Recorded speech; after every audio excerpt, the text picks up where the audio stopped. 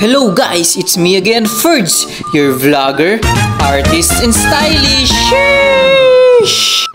Hello guys, welcome back again to my channel. So another day, another video na naman ang matutunghayan nyo ngayong araw guys. So ano pang hinihintay natin? Let's go! So dito nga pala sa part na ito guys is pabiyahe na nga pala kami at hindi ko na nga pala na-videohan ang pag-aayos natin ng gamit for today's video na gagamitin natin sa event dahil nga sa sobrang daming ginagawa.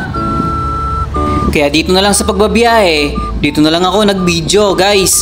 At ang event place nga pala natin na pupuntahan ngayong araw guys is dito yan sa Mabalacat. At shoutout nga pala sa mga taga Mabalacat na nakakapanood ng video natin ngayong araw guys. Mag-comment naman kayo if taga Mabalacat ba kayo. At dito nga pa sa part na ito guys is nakarating na nga kami sa venue kung saan kami mag-e-event ngayong araw guys. At ang event nga pala natin ngayon is wedding nga pala siya. Pero alam nyo ba guys, is pagpunta nga namin sa venue is meron pang nangyaring naligaw nga pala kami. Hindi nga pala kami agad sa nakapunta sa resort dahil nga sa Google Map na ni-research nga namin at yung location na binigay sa amin ng boss namin is yun yung sinundan namin. At pagdating nga namin din dun sa mismong resort na tinuturo ng Google Map natin is abandon nga siya at walang tao. Kaya ang ginawa namin guys is tinawagan namin yung boss namin at pinatawag namin sa kanya yung client namin mismo para ituro yung mismong resort kung saan tayo mag-event ngayong araw. At nang matapos ng tawagan nga ng boss namin o makausap yung client natin for today's video guys is sabi nga ng boss namin is hintayin daw namin yung client sa harap ng R1 sa may gasoline station. Dahil doon daw nila kami susunduin at ihatid daw nila kami kung saan tayo mag-event ngayong araw. Maya nga lang din is nung dumating nga yung client natin for today's video guys is hinatid niya na nga kami sa resort kung saan tayo mag-event ngayong araw guys. At pagpasok ka pala namin sa resort dito guys is hindi ko na nga rin pala na-videohan guys. Naglilinis pa yung mga caretaker dito guys. Kaya sabi nila tumambay muna kami ng konti at hintayin namin yung bibigay nilang go signal kung pwede na ba kami mag-start mag-set up for today's video o sa event natin ngayong araw guys. At ang team nga pala ng wedding design natin o yung wedding backdrop decor natin for today's video guys is gusto ng client na meron siyang konting accent na black and with flowers. At alam nyo ba guys, meron nga dapat pala tayong ditong 5 panel sa wedding backdrop decor natin ngayong araw. Pero yun nga guys, dahil hindi naman ganun kalakihan kung saan natin banday sa set up yung mismong decor backdrop natin, is binawasan ko nga pala ito ng 2 panel dahil meron pa itong isang panel na isa-set up natin dito guys. At yun nga pala yung iba naman yun is meron naman yung lalagyan natin ng logo or anything dahil meron nga palang pa-surprise birthday ang client natin sa tatay niya dahil birthday nga rin pala ng tatay niya ngayon sa mismong araw ng kasal nila. At isasabay na nga lang din ng client natin ang mismong birthday celebration ng tatay niya sa mismong araw ng kasal nila. At dito nga pala sa part na ito guys is malapit na nga pala akong matapos na i-decor yung mismong backdrop design natin para sa wedding ng mismong client natin ngayong araw. At maya lang din isusunod ko na rin na i-decor yung mismong 1 panel ng mismong tatay niya na mag-birthday ngayong araw o yung surprise birthday nila.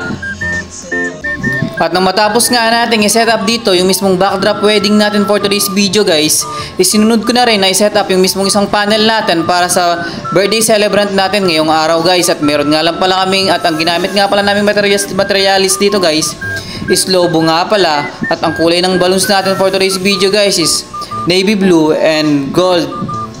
At alam ko napapansin nyo guys is medyo mainit nga ang pagsiset up natin ngayong araw guys. At ang oras nga pala natin ngayon is 1:00 na nga pala ng hapon. At nawa talaga guys hindi umulan dahil alam nyo ba guys, habang bumabiyahe nga pala kami kanina papunta dito sa Mabalacat kung saan tayo mag-e-event ngayong araw guys is ang lakas nga ng ulan sa daan guys. At nawa magtuloy-tuloy ang ganda ng sikat ng araw natin for today's video guys para naman maging successful ang wedding ng client natin ngayong araw. Dahil sa panahon nga ngayon is tag-ulan nga at meron nga maraming bagyo na tumatama dito sa ating lugar. Kaya nasabi ko guys na nanawa magtuloy-tuloy ang ganda ng sikat ng araw natin for today's video guys. Dahil alam nyo ba guys, dahil dito nga pala mismo ikakasal sa reception ang mismong client natin for today's video guys. At civil wedding nga lang pala ang kasal nila guys. At dito nga sila sa resort na ito na mismo ikakasal. But sad to say guys, di ba nga kanina guys, sabi ko nga napakaganda ang sikat ng araw natin dito.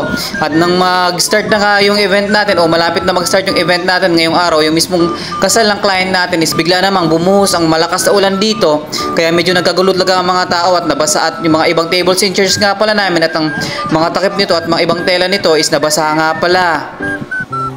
Siguro nga no guys, ganun talaga ang buhay no. Minsan alakala natin okay na ang lahat. Minsan alam mo na magtuloy-tuloy na yung sikat ng araw, yun yung akala mo. Pero yun nga, reality is reality. Minsan talaga hindi talaga natin alam na ganun yung mangyayari o hindi natin inaasahan. Kaya dapat lagi tayong maging handa. Katulad na lang na akala ko magtuloy-tuloy na yung sikat ng araw, pero yun nga bigla na lang bumuhos yung malakas na ulan habang nag-i-start yung mismong wedding reception natin o yung mismong wedding ceremony natin dito sa client natin. Pero yun nga guys, kahit ganun nga pala yung nangyari is dito nga pala sa part na ito is natuloy pa rin yung kasal na mismong client natin for today's video guys. At sobrang napakaraming tao talaga ngayon na dumating sa kasal nila mismo guys. At napakarami nilang supporter, kamag-anak nila, kaibigan, kapamilya at lahat ng kapuso na rin. Grabe naman yan. Talagang supportive yung mga tao sa kanila guys. At inaabangan talaga yung mismong kasal nila o pinapanood talaga nila. Pati na rin ang mga kasama ko dito sa event guys is pinapanood din talaga nila yung mismong kasal ng client natin dito. At nung sinabi nga ng pastor dito is kiss the bride, tignan nyo naman kasi, kinikilig din sila. Tignan nyo naman kasi ang ginawa ng mismong kasama natin. Kasi nabunutan pa nga niya yung kasama natin na isa dahil nga kinikilig nga siya. Hay nako, grabe na talaga kayo guys. At nagpalakpakan na nga ang mga tao dito sa events place natin o sa mismong event natin ngayong araw guys. Dahil natapos na nga ang kasalan ng mismong client natin. At dito nga rin pala sa part na ito guys is pagkatapos nga pala ng mismong kasal nila guys is dito na nga din is hinantahan nga na nga din nila yung mismong tatay nila na nagbe-birthday din sa araw ng kasal nila. Pero yun nga guys, nag-successful naman ang event natin ngayong araw guys. Kahit na maraming nangyari at bumuhos nga rin ang malakas na ulan at nagkagulo ang mga tao, pero naging successful pa rin ang mismong event natin ngayong araw guys. Wala talagang makakapigil sa dalawang pusong nagmamahalan. At yan nga lang pala ang buong nangyari sa event natin ngayong araw guys. At ito na nga pala ang result ng mismong decor natin ngayong araw guys. I was down but now I'm up. Yeah, it's all God, this ain't no love. Yeah, I used to be stuck in that mud. Yeah, I was down but now I'm up. I was down but now I'm up. At bago nga matapos ang video na ito guys is gusto ko lang magpasalamat sa client natin for today's video guys sa ibinigay niyang tiwala sa Ark and Snakes Events and Catering Services. Maraming salamat ma'am and sir, and congratulations sa inyong dalawa and stay strong. Kaya hanggang dito na lang, it's me again, Ferds, your vlogger, artist, and stylish. See you on my next video. Bye-bye!